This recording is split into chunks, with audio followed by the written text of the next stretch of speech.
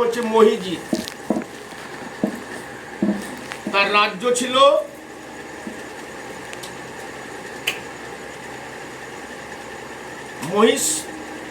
মহিষ্মতি বা মহিষ্মতি অনেকেই বলে, সেই জায়গার রাজা। তিনি অত্যন্ত ভগবত মানে প্রজাবৎসল রাজা ছিলেন। প্রজাদের নিজের সন্তানের মতো দেখতেন। প্রজা বৎসল, প্রজার কল্যাণ কামনা সবসময় করতেন। কোন প্রজা আমার কেমন আছে এই দেখাই তার কাজ ছিল। ব্রাহ্মণদের উপযুক্ত দক্ষিণা দিতেন ব্রাহ্মণদের, কারণ দান গ্রহণ করা ব্রাহ্মণদের কাজ। ব্রাহ্মণরা দান দিতেন, বৈষ্ণবদের সেবা করতেন। তার রাজ্যে কোনো রকম দুঃখ কষ্ট কিছুই ছিল না। ভগবান বিষ্ণুর আশীর্বাদে, ভগবান শ্রীকৃষ্ণের আশীর্বাদে তার সমস্ত কিছু পরিপূর্ণ ছিল রাজ্য, কিন্তু তার মনে কোনো দুঃখ আর শান্তি ছিল না। সেই রাজার মনে কোনো দুঃখ ছিল আর কোনো শান্তি ছিল না। দুঃখে জীবনযাপন করছেন আর সংসারের শান্তি নেই তার। সব সময় অশান্তিতে তিনি জ্বলে পুড়ে মরছেন। কারণ একটাই কারণ হচ্ছে তিনি ছিলেন অপুত্র।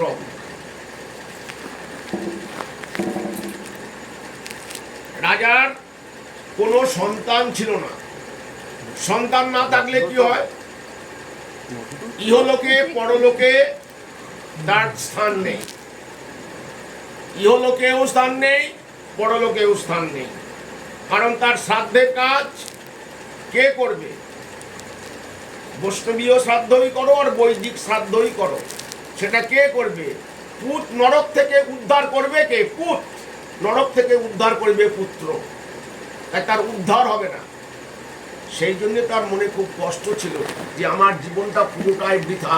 আমার এই বিশাল সাম্রাজ্য কে পরিচালনা করবে? আমার পরবর্তী বংশধর কে আসবে? কেউ নেই। এই কষ্ট দুঃখ নিয়ে উনি একদিন প্রজাদের নিয়ে, ব্রাহ্মণদের নিয়ে, বৈষ্ণবদের নিয়ে একটা সভা করলেন যে দেখো, আমি তো কোনো অন্যায় কাজ করিনি। আমি কোনো রাজ্যের অন্য কোনো রাজ্যকে আক্রমণ করে তার ধন সম্পদ লুট করে আমার রাজ্যকেও ধনী করিনি। আমি কোনো ব্রাহ্মণকে অপমান করিনি, কোনো বৈষ্ণবকেও অপমান করিনি। প্রজাদের নিজের সন্তানের মতো দেখি, তাদের দুঃখ কষ্ট সবসময় আমি দেখি। আমার জ্ঞানে অজ্ঞানে কোনো আমি অন্যায় কাজ করিনি। তথাপি আমি অপুত্র, আমার পুত্র সন্তান হচ্ছে না। এর কারণ তোমাদিকে খুঁজে বার করতে হবে। আমি কেন এত বড় পাপী যে আমার পুত্র সন্তান হচ্ছে না? আমি তো কোনো অন্যায় করিনি এই জীবনে। এর প্রতিকার তোমাদের বলতে হবে। ব্রাহ্মণরা, প্রজারা সকলে পড়ে গেল বিপদে যে কি এর উপায় কি আছে।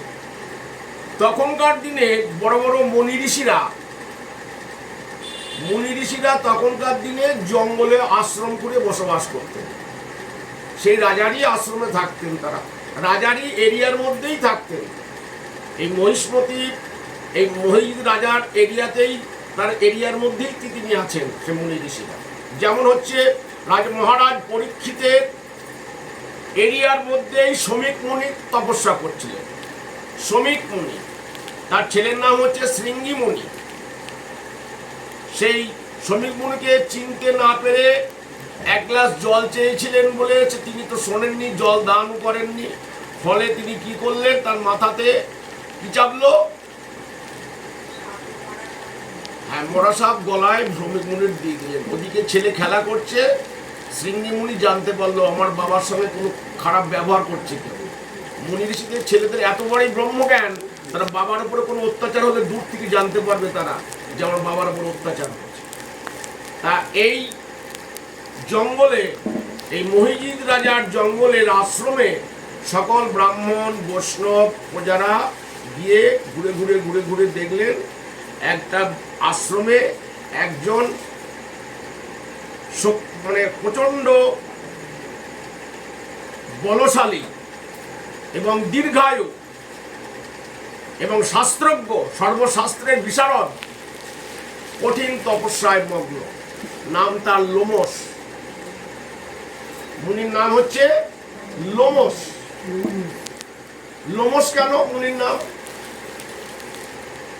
তার সারা অঙ্গে লোমে ভর্তি, তাই নাম লোমশ। যা সারা অঙ্গ লোম থাকে তাকে কি বলা হবে? লোমশ। কিন্তু ব্রহ্মার একটি কল্পে তার একটা করে লোম খসে খসে পড়ে। ব্রহ্মার এক কল্প মানে ব্রহ্মার একদিন।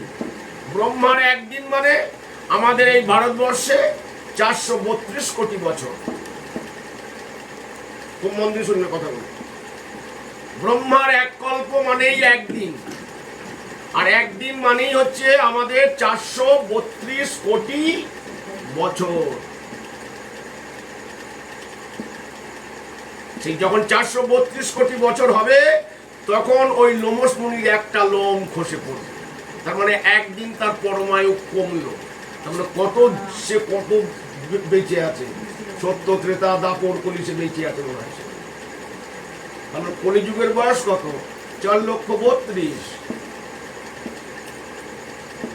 এখন কত বয়স কলিযুগের? কত বয়স চলছে?